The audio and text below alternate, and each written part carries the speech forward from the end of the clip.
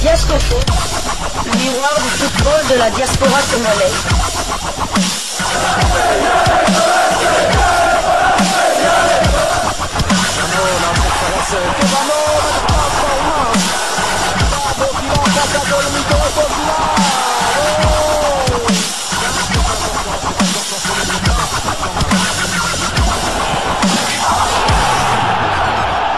Diascofoot, le miroir du football de la diaspora congolaise.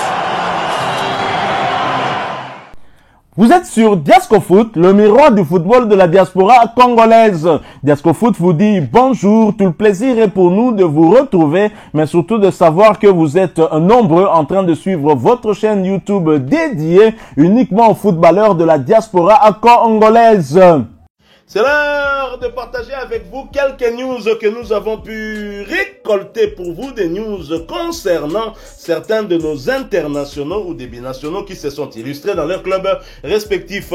Et cela dans le cadre de cette première livraison sportive de ce vendredi 17 janvier 2025.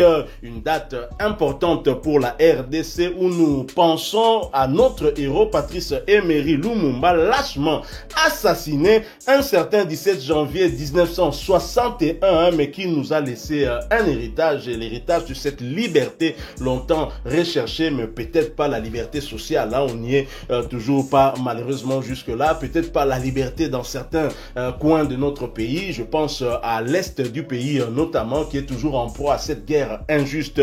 Et cette première livraison de ce vendredi 17 janvier 2025, nous la débutons par la Belgique, où nous allons parler de la coupe, des demi-finales de la Coupe de Belgique. La Belgique, où nous allons parler des demi-finales de la Coupe. Contrairement au tour précédent, cette demi-finale se joue au meilleur des deux manches. Et le club de Bruges recevait justement le KRC Genk de notre international Joris Kayembe. Une affiche plus que prometteuse entre les deux meilleures équipes actuelles du pays. Le format de cette double confrontation n'a pas incité les deux équipes à démarrer sur les chapeaux de roue plus que de raison, malgré quelques timides possibilités pour débuter. La première véritable occasion digne de ce nom a par contre terminé au fond. Peu avant la demi-heure, l'insaisissable Tolu Arokodare surgissait dans le dos de Joël Ordonez pour reprendre un magnifique centre de Rem Stuckers et venir jeter un froid sur le Jan Bredal Stadium. 0 but à 1. Surpris sur le but d'ouverture, Ordonez se reprenait en égalisant sur corner 5 minutes plus tard. Une égalisation qui a rendu furieux les Limbourgeois. Le VAR a longtemps vérifié la potentielle obstruction de Maxime de Kuyper sur le gardien Mike Penders, mais n'a finalement pas appelé Laurent Visser à révisionner la phase. Un but partout. En deuxième période, les Bloemswart ont eu plusieurs fois l'occasion de renverser la situation, mais ont fait preuve de maladresse dans le dernier geste. Et c'est finalement à la suite d'une nouvelle controverse arbitrale que le 2-1 est survenu. Sur un centre à ras de terre, Ferran Yugtla passait devant son adversaire et s'effondrait dans le rectangle après l'intervention de celui-ci. Cette fois, l'arbitre a été appelé par le VAR. Après de longues hésitations, il a sanctionné l'intervention du défenseur limbourgeois d'un penalty. Christos Tsolis ne s'est pas fait prier pour porter Bruges aux commandes. Genk a ensuite ajouté du poids offensif pour revenir, ce qui a débouché sur quelques situations chaudes en vain. Le club s'impose 2 buts à 1. Tout reste ouvert en vue du match retour, mais pour l'heure, le Racing repart surtout avec un sentiment d'injustice. Titulaire au coup d'envoi, Joris Kayembe a réagi en fin de match sur le penalty accordé à Bruges. Je ne pense pas qu'il y ait penalty, peste l'international congolais. Au final, il le donne et on perd le match. Mais ça reste un bon résultat, on sait qu'on est bon chez nous et on les attendra. Un match très équilibré, mais à la fin, c'est encore Bruges qui gagne.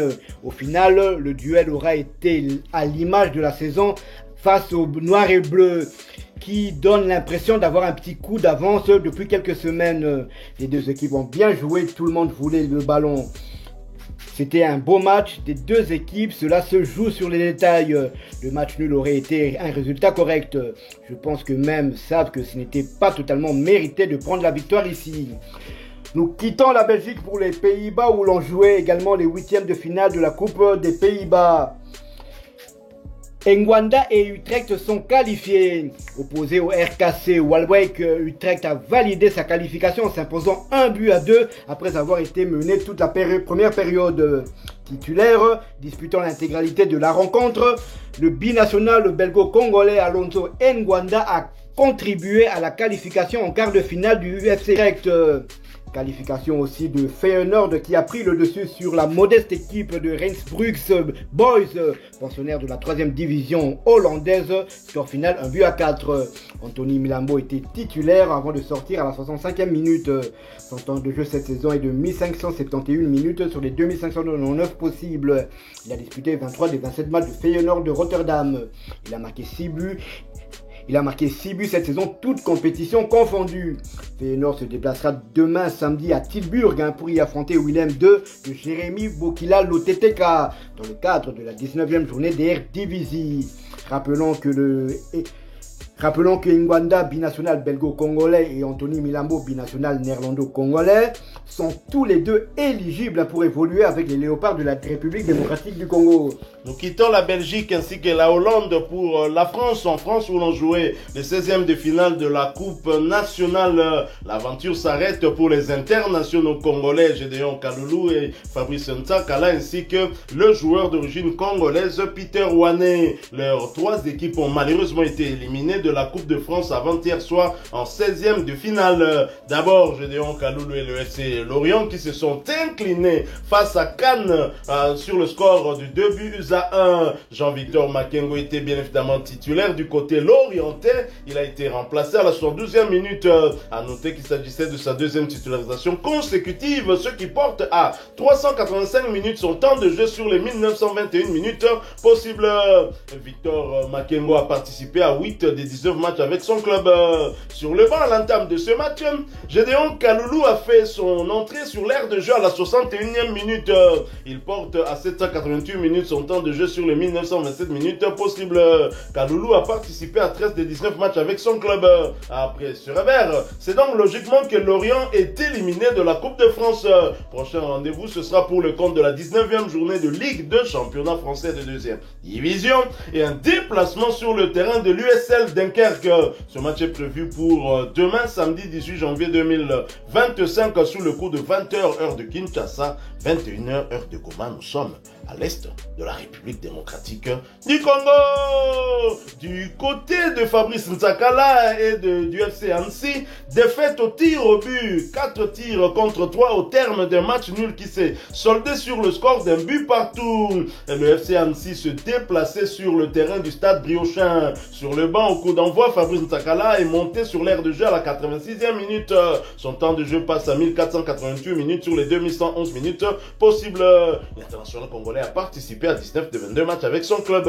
Après ce revers, le FC Annecy et son Congolais est donc éliminé de la Coupe de France. Voici par ailleurs les statistiques du FC Annecy lors de ses 5 derniers matchs. 2 victoires, 2 matchs nuls et 1 défaite. Prochain rendez-vous, ce sera en Ligue 2, championnat français de 2e division pour le compte de la 19e journée. Un déplacement sur le terrain de l'Estac 3 le lundi 20 janvier 2025 sous le coup de 20h45 heure de Kinshasa, 21h45 heure de Goma. Nous sommes à l'est de la République démocratique du Congo. Enfin, du côté du stade Lavallois, élimination également par le Toulouse FC sur le score de 2-1. Peter Wane, convalescent, n'a pas pris part à cette rencontre. Son temps de jeu stagne donc à 608 minutes sur les 2103 minutes possibles. Wane a participé à 9 de 22 matchs avec son club. À noter que dans la même équipe de Laval évolue aussi un autre binational franco-congolais, Williams Kokolo, qui, lui, était titulaire et a disputé l'intégralité de ce match. Après ce revers, le Stade Lavallois est éliminé de la Coupe de France. Voici ses statistiques lors des 5 derniers matchs. 2 victoires, 2 nuls ainsi qu'une défaite.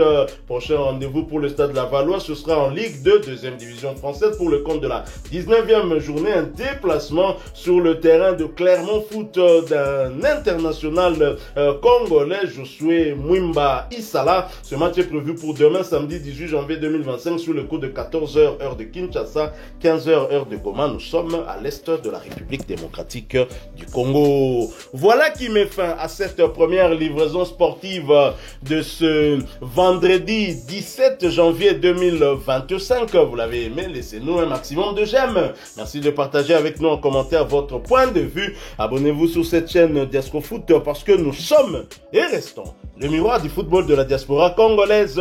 N'oubliez pas d'activer la petite cloche de notification histoire de ne plus rien manquer des prochains sujets que nous allons vous proposer. Encore une fois, merci à vous, avec espoir de vous retrouver bientôt dans un autre sujet d'actualité. Mais en attendant, portez-vous bien. Diasco Foot vous dit au revoir.